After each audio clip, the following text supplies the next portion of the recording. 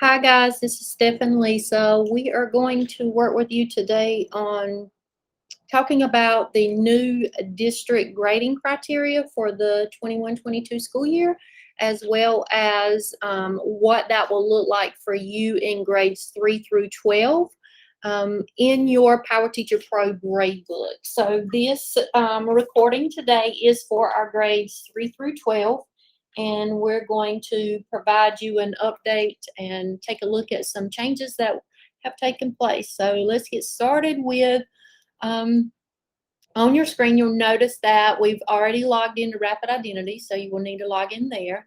And for those of you that are fairly new to the gradebook, it is located under the same icon of Power Teacher Pro of what you click on to do your attendance. So we're looking for that P for Power Teacher that has the rainbow color. So we will select that with the white background.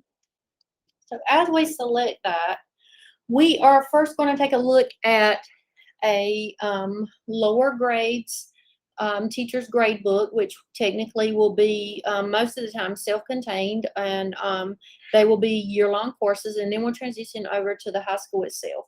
But before we get started, we want to talk a little bit about the district grading criteria that was pushed for grades 3 through 12. That was technically a district decision, so that there were certain categories that would be set up across grades 3, 5, 6, 8, and 9, 12. We are still using the NC 10-point scale as our grading scale. However, a few things have changed as far as our categories that we will be pushing out across the district, and Miss Angela Jones has technically taken those from the district grading criteria, and she has placed those inside of Power Teacher Pro for our teachers in grades 3 through 12. This is going to assist with cohesiveness across the district with our transferring of students from school to school, so that they have the same categories no matter what school they're in across the district, as well as the same percentages. It's also going to help you as far as accuracy with less error in grading. And lastly, it's going to be less work for you as the teacher at the beginning of the year setting up your grade book. One of the things that we do want you to understand is that you will no longer have the capability of editing the traditional grade calculations, which we're going to show you that part. It was technically pushed from the district for grades 3-12, so Power School has done that for you. What our training today is going to talk about is you mostly looking and making sure that the information that has been pushed from Power School into your gradebook is correct based on your district grading criteria. Now, if you did not receive a district grading criteria from your principal, please let us know. Email us or contact, get in touch with your principal so that you can get a copy of that, because you will need that when you start looking at the background of your gradebook to ensure accuracy. One of the most important things that we are stressing to teachers is you have still the capability to create a category like you have in the past, but it is imperative that you do not, and I will repeat that, you do not hit the plus sign and add your own categories. And what technically happens there is if you do create them and you decide to use them with your assignments, you will notice in the background of the traditional grade book that there are only 3 pushed in, and those are the 3 that will go on the report card. So if you decide to go ahead and use your own throughout your grade book for that reporting term, just understand that each student's report card will be wrong. Or the final grade will not show up in the final grades category under your grade book because you have not selected the district categories that will push through the report card. So again, that is very important, and you will hear us say that multiple times. All assignment categories should reflect, again, the district grading criteria that was approved by the district for the 21-22 school year. All right, so let's get started inside of Power Teacher Pro. So you notice that on your Power School dashboard, you have two areas where you technically can go in and locate the Power Teacher Pro gradebook. You have your left-hand side underneath your navigation area, and you also have a Power Teacher Pro link under each class that you are teacher a record of. So either way is going to take you to your destination of Power Teacher Pro gradebook. So we're going to select that.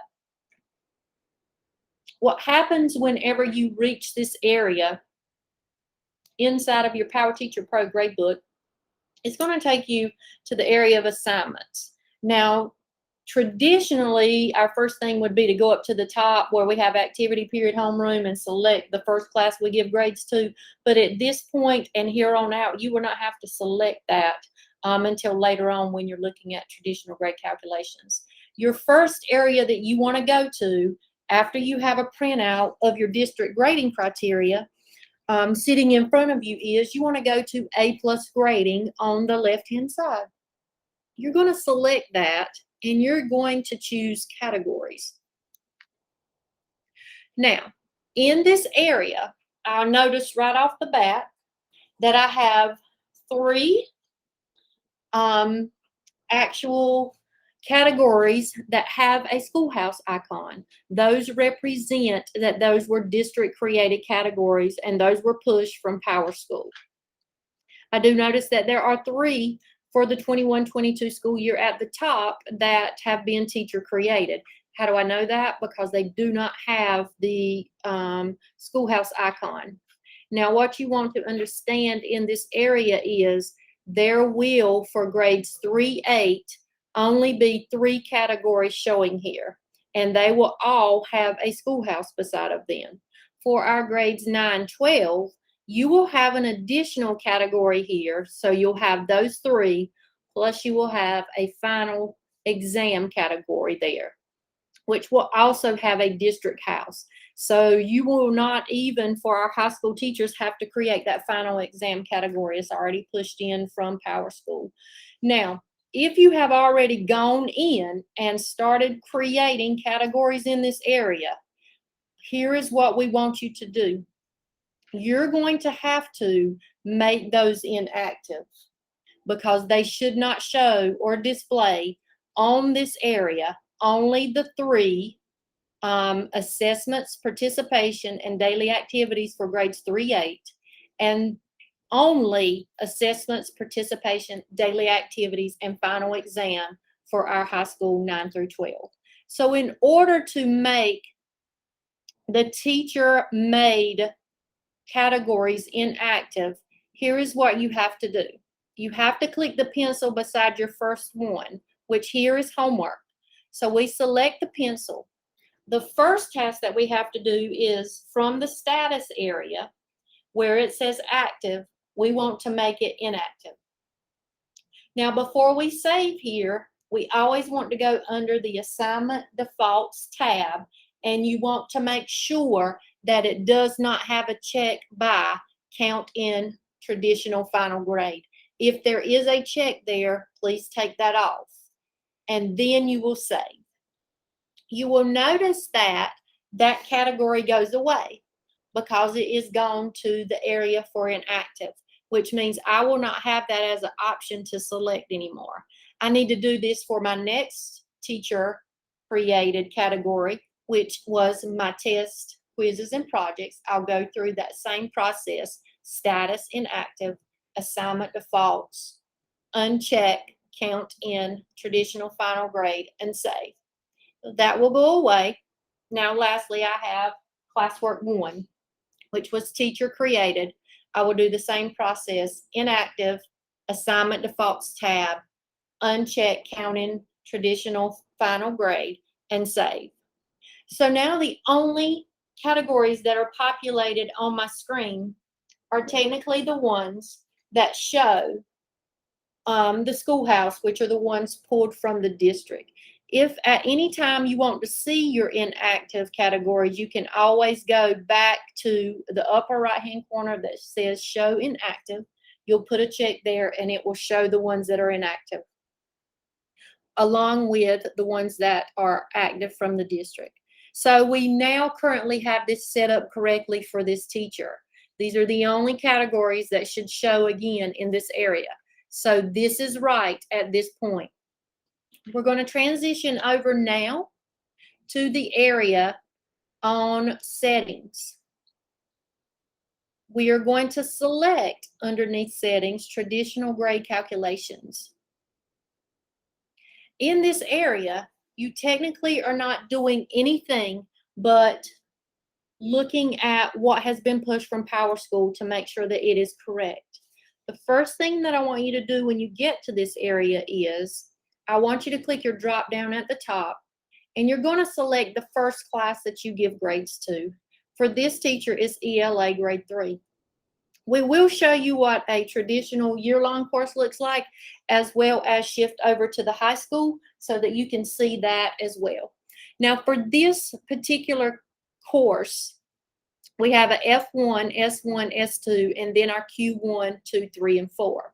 Now, traditionally, you would start with your Q1, and you would go in and you would set that to category weighting. You do not have to do that any longer.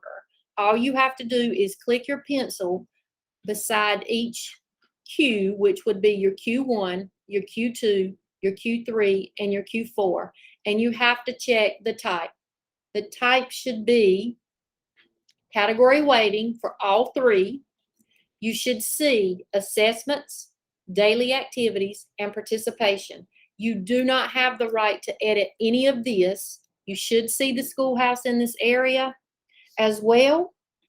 And you do need to check your weights and make sure that your percentages equal what is on the district grading criteria for your grade level, and those should equal 100. Now, this is the prime reason. We're going to take a look at Q4. This is the prime reason why you cannot add any teacher-created categories under A+ grading, because as you see, these are the only three for our grades 3-8 that will push to the report card. So no matter what you create and select during the assignments that you add to the grade book, nothing is going to come over unless it's in one of these three categories. As we look at Q4, we know that all our Q4s or all our reporting terms are correct, Q1, 2, 3, and 4. You should not need to do anything for F1 and S2 and S1. So our F1, S1, and S2 you shouldn't have to touch.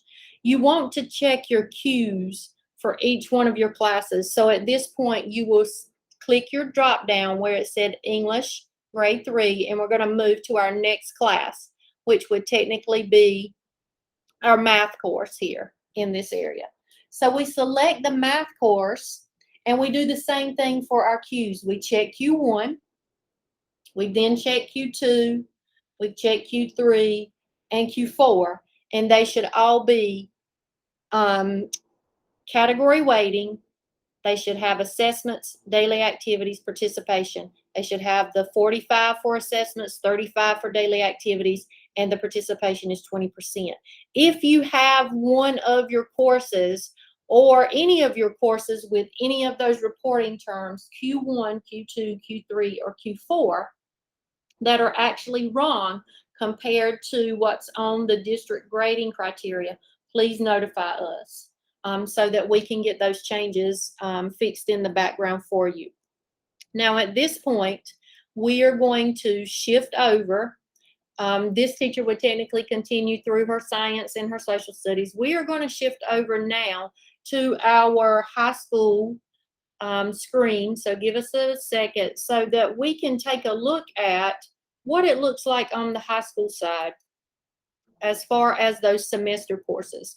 This will also assist with any of those resource classes that are actually semester-long courses. You'll be able to see what this looks like. So give us a second to change our screen over. And remember, we are not creating, beginning this year, any teacher-made categories, because those will not filter to the report card. And also, this does assist you with being able to do less on your end with creating and setting up your grade book. Now, A+ grading is technically going to look the same for our high school, only going to add the final exam category there. We're going to start with our settings, traditional grade calculations area for this biology class. So we've gone up to the top. We've selected a course in semester 1. When we select that course, you notice that with semester, they have F1 just like a year long. There should be no reason to touch that. PowerSchool fixes that for you. Typically, our high school teachers have to fix our Qs, whether it's semester 1 or semester 2, and the X1, which is our final exam. So for our Q1, we're looking at this information to see if it's correct at the high school level. You should also, for Q1, have 3 categories. You should have your category weighting for each one. You should also have assessments, daily activities, and participation, just like our 3A, along with the same percentages that equal 100. So this is right for our Q1. We select Q2 pencil. We check category weighting. Those are the correct categories, and those are the correct percentages. Now, what's different with our year-long courses or our 3A courses is we have an X1 for our high schools. That is where our normal final grade for our category would be put in. And that has already been pushed for you. You no longer have to create that in A+ grading categories, and neither do you have to push it in the background of traditional grade calculations. So this, as of now, is correct on the biology side in this course. So then the teacher will go in, she will move from her first biology class, she will move over to her next one. She will do the same process as checking her Q1, which is accurate. She will check the Q2, and then they will check the X1 to make sure that everything is correct there. Now, with that being said, we are going to show you the process of what it looks like when you're creating an assignment. So as we transition back to the screen that has the area for assignments, if you have used PowerTeacher Pro Gradebook before, you know in the past, you've always gone up to the plus sign and been able to create an assignment. You will still use that same process. But what happens in this area, this is the area where teachers still have the capability of creating that category. And please do not create the categories to push for teachers. I know I've said that multiple times, but it is imperative that you guys understand that part. We are not using any teacher-made categories. So in order to create an assignment, you'll still go to your plus sign. You will select assignment. Now, what happens here in this area, you will continue, as you always have, in selecting the classes that you want this assignment to go to. You will name the assignment. Now, here is where it differs for you. You will select the category. Now, because I have my category set up correctly under A+ grading categories, I only see 3 here, which is from the district, which is what we'll push to the report card. If you had those teacher-made categories, they will still populate here. And this is where if you choose that, it will not calculate correctly. So remember, we're only using those 3 options there for our categories. You will then select your due date. You will always make sure that the score type is set to points. We have tried to go in and by default go ahead and set score entry points to 100 in the background, and you decide if you want it counted in the final grade or not. You will then save and close, and then that becomes an assignment for those students. And here is the area of what that looks like. On your drop down, on the right-hand side, you always want to make sure that you're in the correct reporting term when you start putting your assignments in. So here we need to make sure that that transition to our Q1. As for now, that is all we have as far as the new design for our district grading criteria. in comparison with our Power Teacher Pro gradebook. If you have any questions, please contact us. We will discuss how to push this into Canvas for those who are interested. It is still the same process as it was last year for our 312, as far as setting up your gradebook first, checking those categories and the traditional grade calculations, and then you can push and sync that over to your Canvas courses where they turn into groups and put your percentages in there as well. Those are not automatically pushed into Canvas. You will still have to do that as we have before, and you will still have to put those percentages in the background. Thank you for your time. Hope you have a great day.